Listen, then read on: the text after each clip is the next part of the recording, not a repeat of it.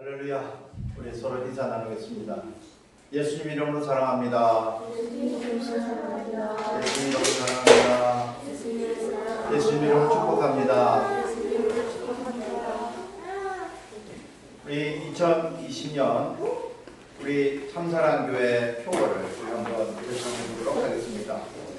따라합니다. 예수 온유, 예수 온유, 나의 온유, 나의 온유, 예수 향기, 예수 향기, 나의 향기, 나의 향기. 할렐루야. 아멘.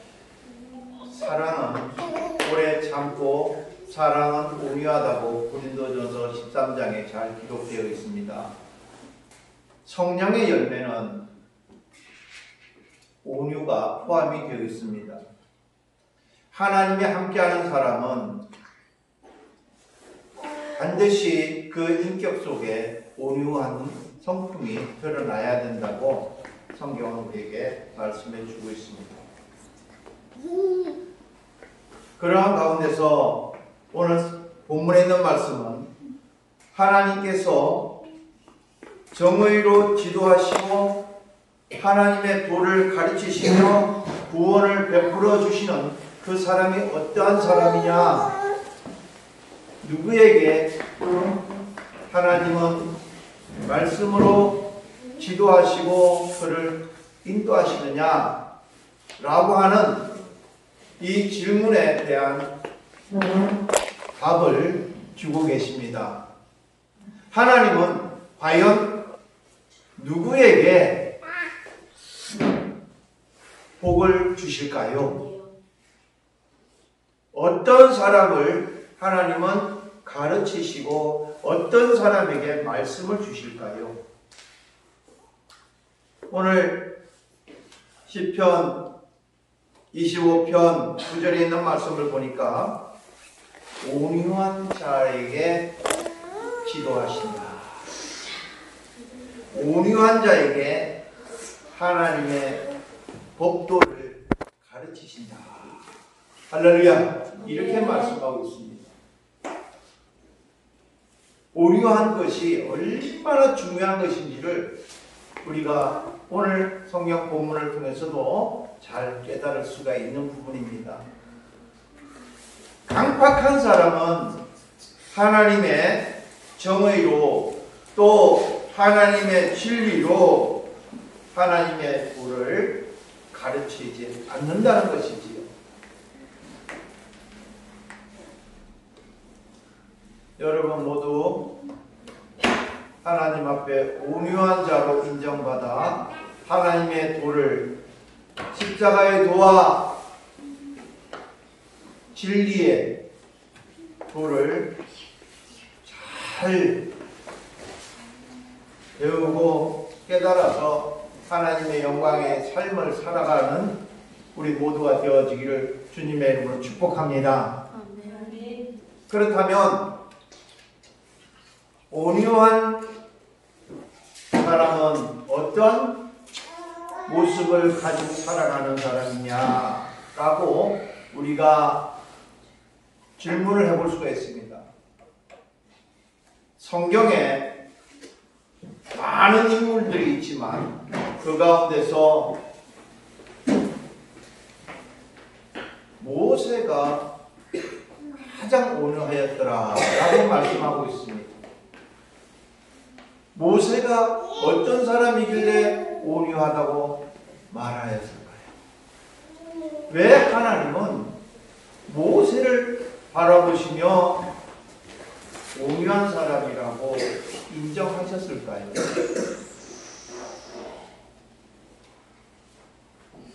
우리가 잘 아는 대로 모세는 우리 민준이보다도 더 아기 때에 강에 버려졌던 사람입니다. 그리고 그는 나이가 40이 되었을 때에 자기 백성을 괴롭히는 애굽 병사를 때려서 죽였던 사람이 바로 모세였습니다.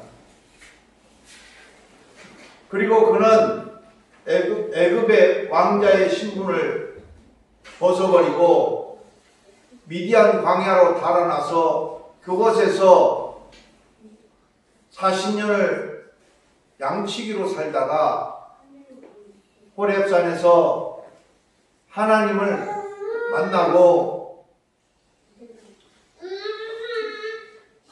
하나님의 명령에 순종하여 애굽에서 종살이하던 이스라엘 백성들을 하나님이 명령하신 그 땅으로 인도해 가는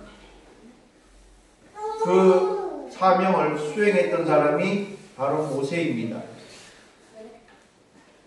하나님은 이 모세를 바라보실 때에 가장 온유하였다고 말씀하시는데 이 모세의 삶을 들여다보았을 때 우리 인간적인 생각으로는 모세는 어려서 강에 버려졌기 때문에 부모로부터 양육을 받지 못하고 키워주는 부모의 밑에서 자랐기 때문에 불행한 어린 시절을 보내서 마음에 분노가 강하였을 것으로 생각이 되고 나이 40이 되어서 그 애굽 병사를 때려 죽인 걸로 보아서는 이 모세는 참으로 혈기가 많은 사람으로 그렇게 보여지며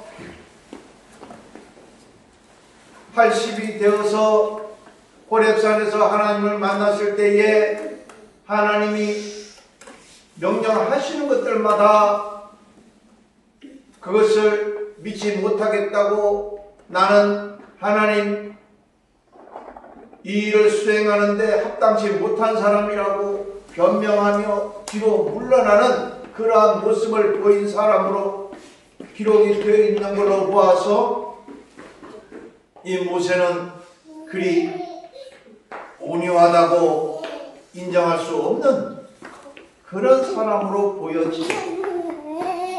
그런데 하나님은 이 모세를 보시며 가장 온유하였다고 말씀하고 있습니다. 왜 하나님은 모세를 보시며 온유하였다고 하였을까요? 사람들은 평가할 때에 평가 기준이 있습니다. 모든 평가 기준이 사람 사랑하는 세상 인간관계에 한정되어 있습니다. 그런데 하나님이 바라보시는 그 온유의 그 기준은 사람과 사람과의 관계가 아니라 하나님과의 관계인 것입니다. 하나님 말씀에 대하여 얼마큼 의지하고 순종하느냐, 이것이 바로 하나님이 바라보시는 온유의 기준인 것입니다. 모세는 이스라엘 백성을 인도해 내는 과정에서 홍해라고 하는 거대한 바다를 만나게 됩니다. 이스라엘 백성을 인도해 나가는 그 과정에 보면은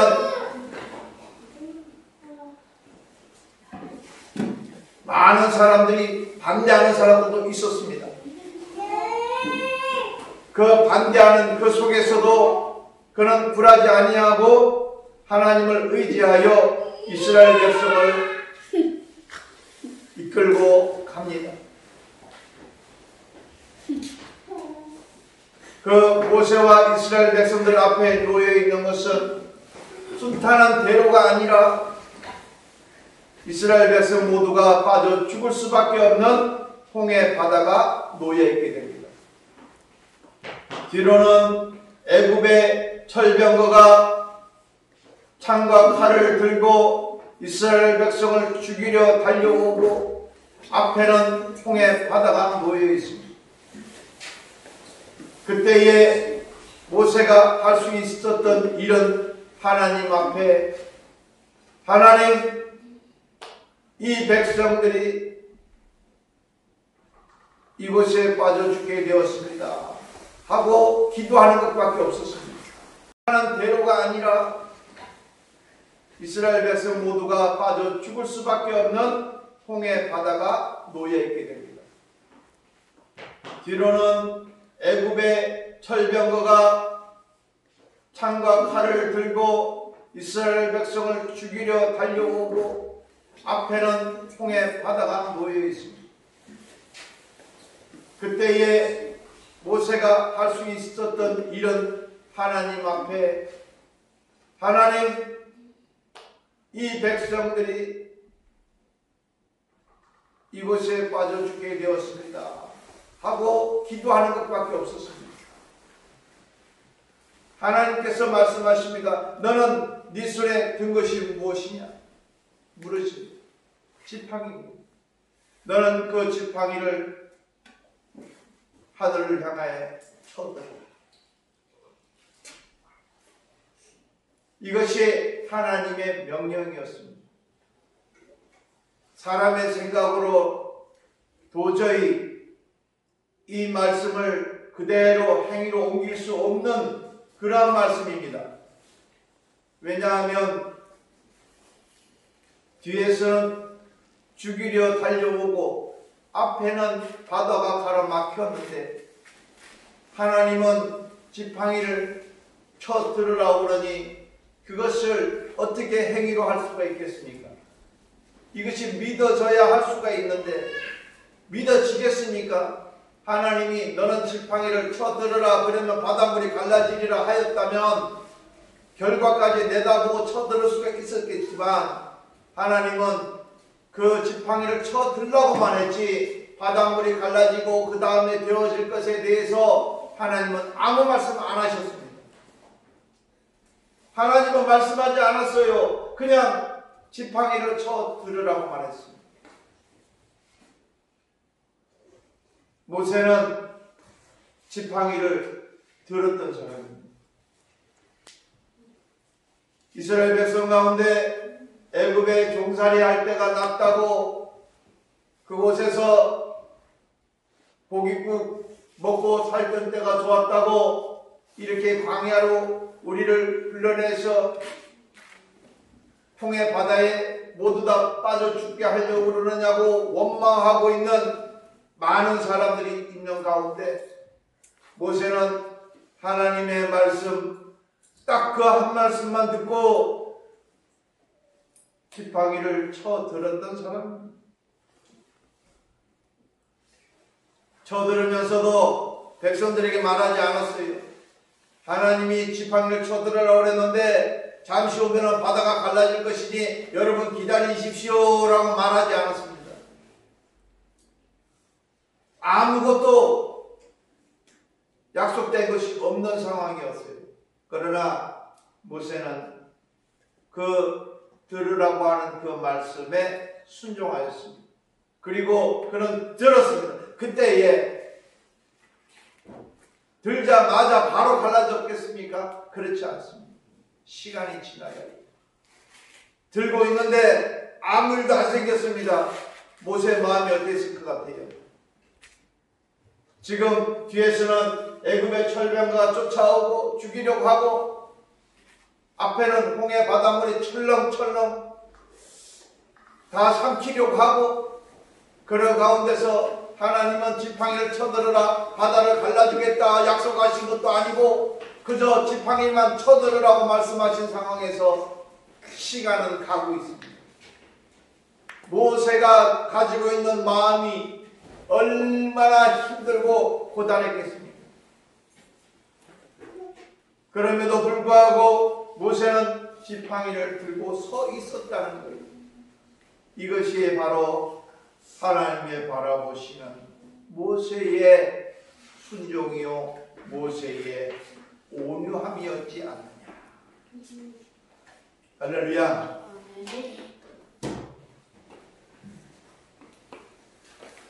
우리가 하나님 앞에 온유한 자로 인정받기 위해서는 모세처럼 의심치 말고 믿는 믿음이 있어야 될 줄로 믿습니다. 하나님의 말씀에 대하여 반문하고 어떻게 되느냐고 자꾸 물어보는 자가 아니라 하나님 말씀이다 했을 때에 한 말씀만 들어도 아멘하고 순종할 때 하나님 앞에 온유한 자로 인정받을 수가 있다는 겁니다. 우리가 아이들과 어디를 가려고 차에 타면 아이들이 물어봅니다. 옷 입어라 어디 가자 하면은 어디 가려고요? 어디 가려고요? 지금 엄마 아빠가 옷 입어라 차에 타라까지만 이야기했지 어디 가자고 말하지 않았어요. 그냥 옷 입고 차에 타라 그러면은 거기까지만 순종하면 온유한 사람이에요. 할렐루야. 학교 다녀와서 신발 정리하고 깨끗하게 하고 공부해라 예 하고 그냥 하면은 온유한 사람이에요. 왜 그런데요? 왜 그래야 되는데요? 이걸 묻는 사람은 온유하지 않은 겁니다. 생각해 보세요. 모세가 바보입니까? 모세가 애국에서 왕자로 40년 동안 그곳에서 교육받으면서 자랐던 사람이에요. 그가 의심하고 생각할 그런 생각이 없었을 것 같아요. 뒤에 철면도가 달려오는데 그 가운데서도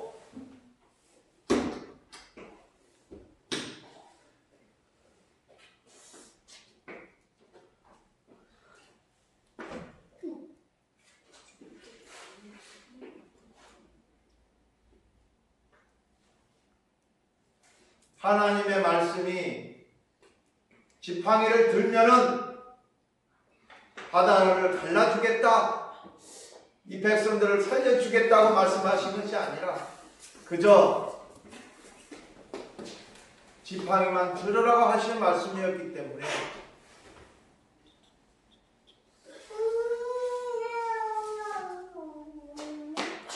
이 모세는 얼마든지 의문을 가지고 뒷걸음질 칠 수 있는 상황이었다는 것입니다.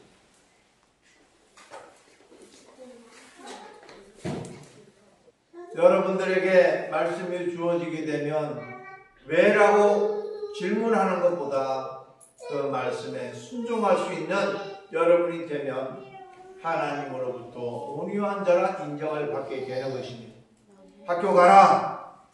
왜 가야 되는데? 라고 묻지 마세요. 공부해라. 왜 해야 되느냐고 묻지 마세요. 운동해라.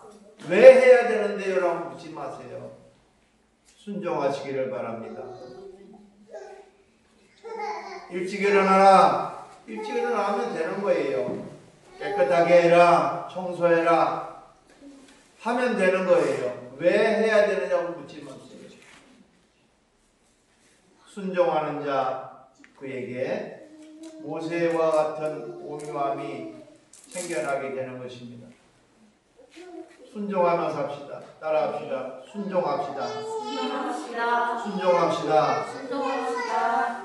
순종이 온유를 만듭니다.